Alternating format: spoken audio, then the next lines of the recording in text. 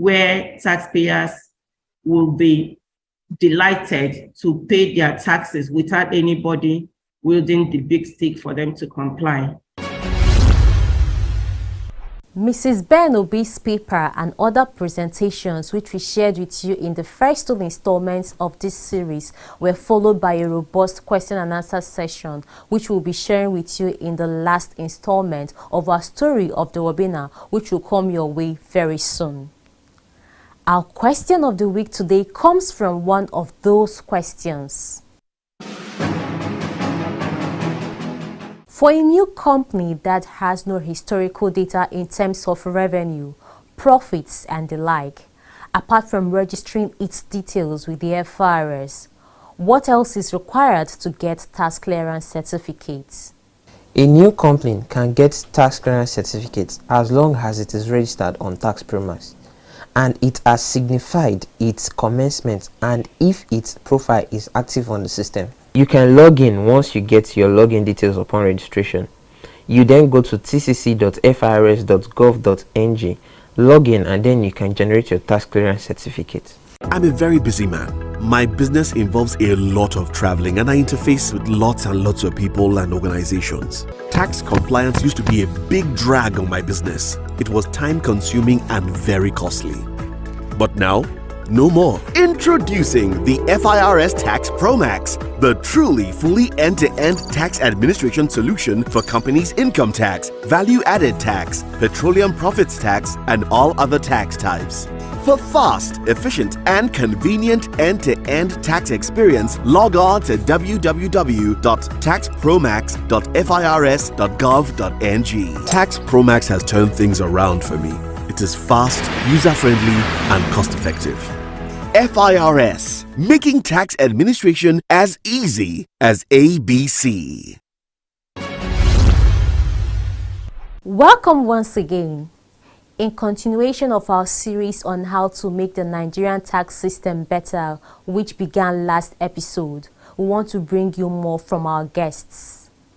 We begin with the president of the CITN. We have with us the president of the Chartered Institute of Taxation of Nigeria, Mr. Adeshino Adedayo. Mr. Adedayo, welcome to Tax Matters. Thank you, Amaka, for having me. So we are looking at the tax system in Nigeria. Could you please share with us your thoughts on the tax system in Nigeria? Naturally, a system is a coherent plan of action, and it actually has to do with processes. The tax system in Nigeria has actually improved, but there is still room more for improvement. So how can we make it better? The truth of the matter is this. For you to make a system better, it actually requires you working on it on a consistent basis. The capacity building part is one, the technical part is the other. The accountability, which is the area a lot of citizens are actually agitated, is the third one. If you now look at it beyond that, Nigeria has 36 plus 1 in terms of state and federal capital territory. And if you want to actually improve, you cannot improve one and ignore the other. So for the tax system in Nigeria to be effectively improved, we must look at all the 36 states. They must build capacity, they must have effective regulatory framework, and thirdly, they must equally have a situation where the governance is not far from those who are being governed. That is very important. All right, thank you very much, sir. Now let's look at the tax to GDP ratio of Nigeria, which is hovering, around 6 to 8%, way below our neighboring countries. Now, how do you think we can raise the Nigeria's tax to GDP ratio?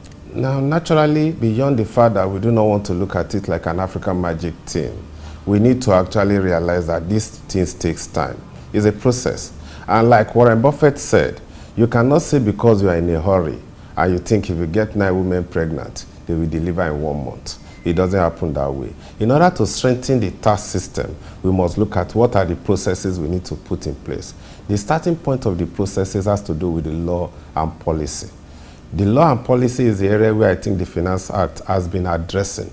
And when it comes to policy issue, we should be looking at what are the policies that are making people to run from tax administrators or from even tax payment. We need to start addressing that. Having addressed that, we now need to talk about education. We need to build capacity.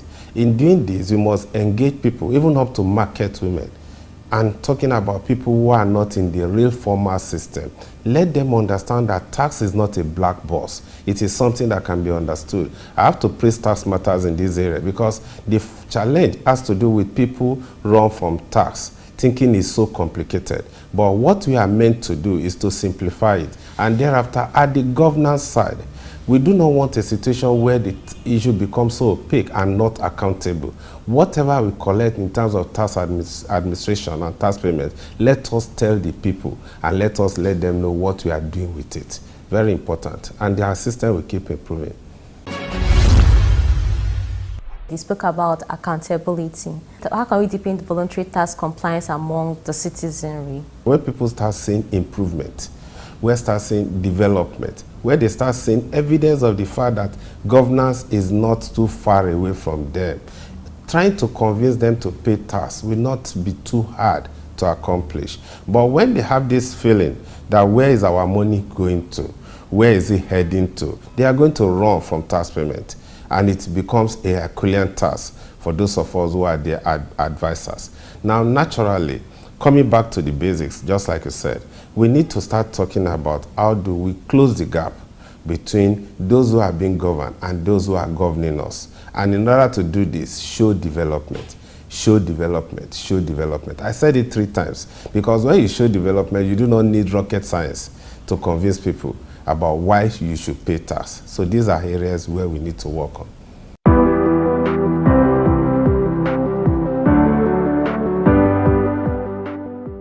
From Obajana to Kaba, to Apapa, to Wurushoki, those are 2 important roads. Apapa Wurushoki was the gridlock point, really, of our biggest port, and by extension, the whole economy. So we're nearly done with that 27-kilometer road, building it with concrete. That road was built in 1974-75. So that's the road that evacuates the port from Apapa through Mile 2, Ushudi, Bagada, Wurushoki, Ojota, Ibadan, Oyo, Ogbomoso, or Shagamu, Benin, Ore, either way you want to go. So it's a national asset situated in Lagos, but it doesn't belong to Lagosians. We are just trustees of it because all the importers of Nigeria who use that port. So that is how significant tax can be. Just one road, relieving a whole nation. And Obajana Kaba leads to the cement factory of the sponsor of that road. So just go to the gentlemen and women who work in that factory. But you know their personal income is paid to Kogi State. So don't miss it. But then the company pays income to the federal government. But that road is the one that keeps that company in production. If that company shuts down production, the jobs are gone. The tax incomes are gone. So you see how tax goes both ways, to keep businesses going, to earn more taxes, and to put them back. Taxpayers' money in action. Still on deepening tax compliance, Ms. Esiri Abeyi of PwC was one of our guests in the first installment of this series. How can we then deepen voluntary tax compliance among the citizenry? It's a good question. I think we must look again at the social contract. When companies go out to say they want to sell their products or market their products, there's a deliberate intent about building trust in society so that you then have your natural customers organically flow to you. And that connection is something that's intangible. It's not just about saying, I'm going to sell a product. You're building a brand that people can trust, and then they naturally just want to buy those products. It's the same with tax. With taxes, there is a social contract. If you're going to collect from people, the people must believe that those taxes are working for them. How do you then show to them that the taxes are indeed working for them? There are different agencies who have the obligation to make sure that first we collect the taxes, and then secondly, we make the taxes work for the people. But the two need to speak to each other. And so we must go back to that drawing board to say, for every agency that has the duty to collect, having reported properly, how have we used those taxes, and how are we holding accountable those who we have put in positions to help us with the drafting of those laws. And it's the process that we're not necessarily following through on. So everyone has a stake to play here. You have a stake, I have a stake to play in there. The first thing is really about understanding the laws and making sure that we comply. But again, from the agency side, from government side, we need to have agencies that stand true to what the law has said they should do. There needs to be proper reporting transparency. There needs to be demonstration that those taxes are indeed being used for certain things. And it's very clear what we need them for: education, roads. We want good transportation system. We want good networks. All of those things need to be actively demonstrated in every state, at every federal level, at every local government level. So there's a lot of work that we need to do if we want everyone to be committed to this. That force or bullying effect where we say you must pay the taxes, of course you definitely want to use that sometimes, but then threatening is not always a good way to get everyone on board. And so people need to trust that process. Mr. Eric Kume was also our guest last episode. Now let's come down to the FRS and the State Boards of Internal Revenue Services. What do you think they need to do differently? Yeah.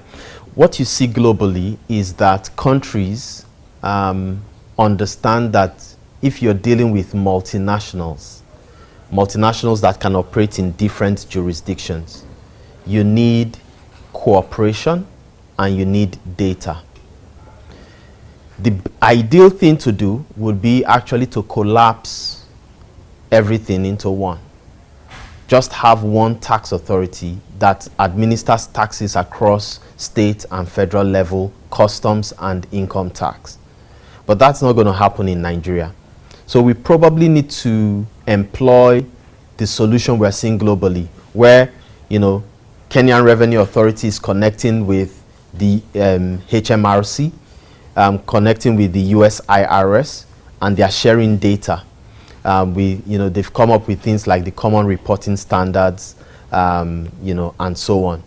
In Nigeria, we've signed them and we're implementing them, but internally, they say charity begins at home. The different tax authorities need to come up with a cooperation agreement whereby things are done together. That's the only way to deal with double non-taxation. With someone saying I'm resident in, for me, I can say I'm resident in, Ogun State. I work in Lagos. I can keep my family in Delta. What state am I tax resident? So I can tell Lagos State, no, I'm in Delta. I can tell Delta, no, I'm in Ogun State. Cooperation would ensure that that issue is dealt with. I think there's also a need to have a consolidated database, for tax identification, and perhaps the same platform needs to be used for tax administration. The way I would probably think about restructuring it, if I had a literary license, would be similar to what they do in the US. The US, you pay state tax and you pay federal tax. But the states use the same data that is used at the federal level. So it's just that the base on which you compute the taxes are different. The rates are also different. So you can actually overlay that sort of cooperation and ensure that tax filing is done both at the state level and the federal level. With that sort of solution, I think you deal with the state bit. At the federal level, I think we just probably need to employ the system that has been, used in India, similar approach that we've used in India, and that would involve the business community coming up with the solution to tackle the problem. Now, many of these big businesses, there's a value chain, a supply chain of taxpayers that supply them. So if I pick, a big telco, for example, someone supplies them recharge cards. Someone supplies them the towers. So there are several taxpayers in that value chain. So they understand the value chain and can profess solutions that would ensure that you bring these people in. So I think that would be my recommendation. To make Nigeria greater, all hands must be on deck. And the greatest contribution that anyone can make to this quest is to pay their taxes as and when due. Of course, it goes without saying that government at all levels must put taxpayers' money to good use. And that leads us to the announcement by the CITN of the upcoming 25th edition of the Annual Tax Conference, which will hold in Abuja from Monday, May 8th to Friday, May 12th. Theme is Nigeria of the Future, Achieving Sustainable Development Through Taxation. Very apt if you ask us. We thank you for watching. Let's do this again next week. Same station, same day of the week and same time of the day. Remember to share your view on this episode and previous episodes of the program on Twitter, on Facebook, on YouTube, by text or by calling. And remember, you can reach out directly to the FRS through the contact center. It pays to pay your tax.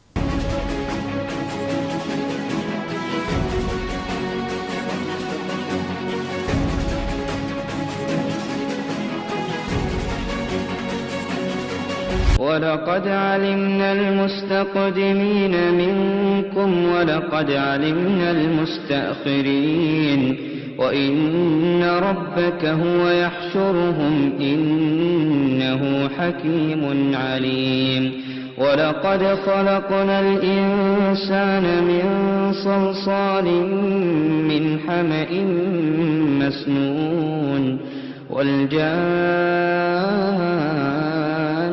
خلقناه من قبل من نار السموم وإذ قال ربك للملائكة إني خالق بشرا من صلصال من حمأ مسنون فإذا سويته ونفخت فيه من روحي فقعوا له ساجدين فسجد الملائكة كلهم أجمعون إلا إبليس أبى أن يكون مع الساجدين قال يا إبليس ما لك ألا تكون مع الساجدين قال لم أكن لأسجد لبشر خلقته من صلصال من حمأ مسنون قال فاخرج منها فإنك رجيم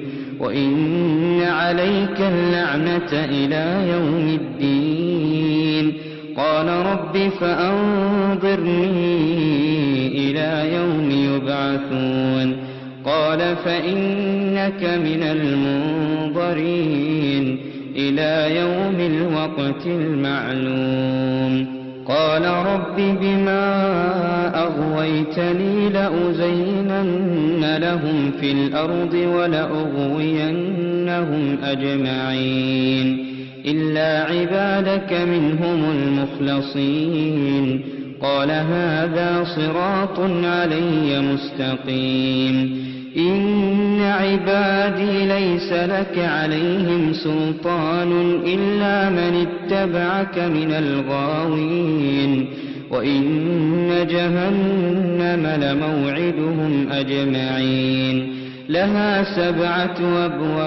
أبواب لكل باب منهم جزء مقسوم إن المتقين في جنات وعيون ادخلوها بسلام آمنين ونزعنا ما في صدورهم من غل إخوانا على سرر متقابلين لا يمسهم فيها نصب وما هم منها بمخرجين نبئ عبادي أني أنا الغفور الرحيم وأن عذابي هو العذاب الأليم.